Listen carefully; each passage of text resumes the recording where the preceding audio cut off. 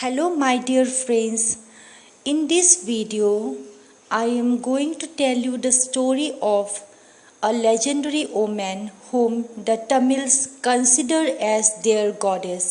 Yes, she is Kannagi. Kannagi was the daughter of the merchant and ship captain Manoyakan. She marries Kovalan, whose family were sea traders.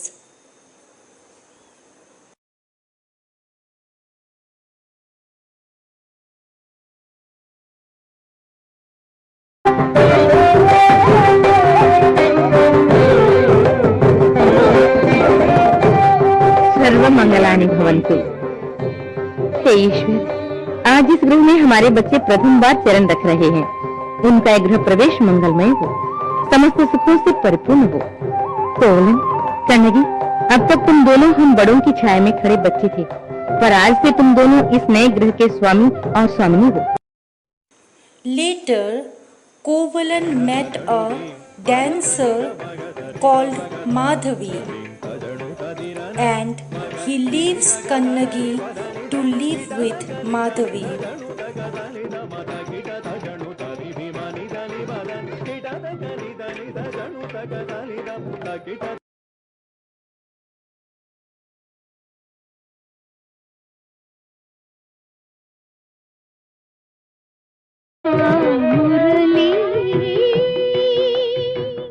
आह, क्या सौंदर्य है। उसकी एक दृष्टि के आघात के लिए सहस्त्र स्वर्ण मुद्राएं दी जा सकती हैं। अरे मूर्ख, सहस्त्र स्वर्ण देने वाला स्वयं उसका आनंद प्राप्त कर सकता है।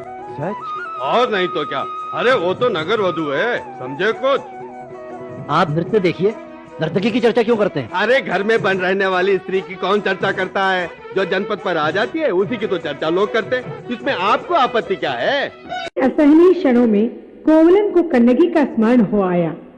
माधवी और कन्नगी के महत्व के मर्म को समझते ही कोवलन कन्नगी के पास लौट आया। But later, Kovalan realized his mistakes and returned to Kannagi.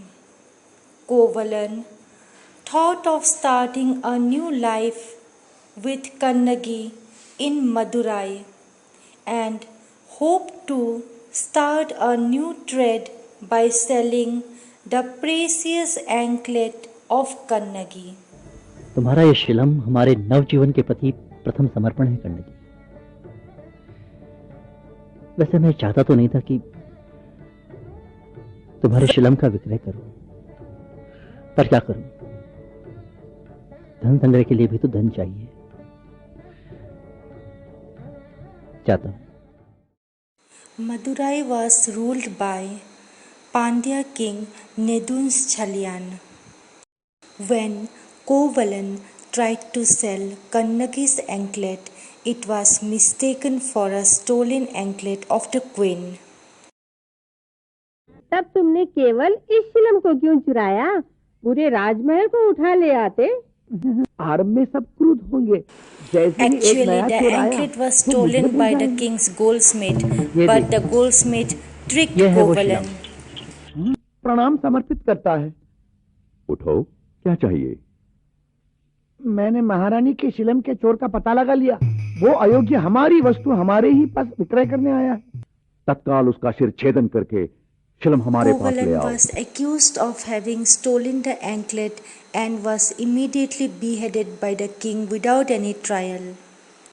When Kannagi was informed of this, she became furious and set out to prove her husband's innocence to the king. मेरे पति की हत्या आपने क्यों की? देवी, एक चोर के प्राण लेना राज्य के रक्षकों का धर्म है। जो हुआ वह राजनीति की सीमा पे था। मेरे पति के चोर होने के कोई प्रत्यक्ष प्रमाण है आपके पास? एक प्रश्न पूछती हूँ, जिसे आपने चोर समझा, क्या उसे प्रतिवाद का अवसर दिया आपने?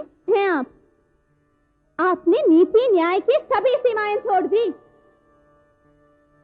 एक और प्रश्न पूछती हूँ, प्राण दंड का निर्णय और उसकी घोषणा राजसभा में हुई थी या अंतःपुर की छाया में? निर्णय और घोषणा दोनों में आपने शीघ्रता की। क्रोध और अति शीघ्रता का अनुसरण करने वाले को राजपद पर बैठने का कोई अधिकार नहीं। मेरे पति ने यदि रानी के शिलम की चोरी की थी तो ये दूसरा कहां से आया? मेरे इस शिलम के अंदर माणिक्य भरे हैं। सुनते हो ये खनखनाहट? ये माणिक्य की है। तुम्हारे शिलम के भीतर क्या था? हमारे कुरकई प्रदेश की मोतियां। मेरे पति से अपहृत शिलम्ब कहाँ है?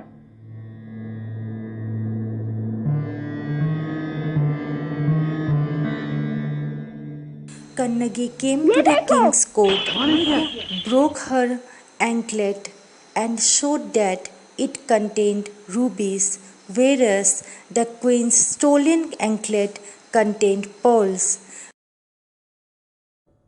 तुमने किसके प्राण लिए? चोर के या मेरे निर्दोष पति के? नहीं।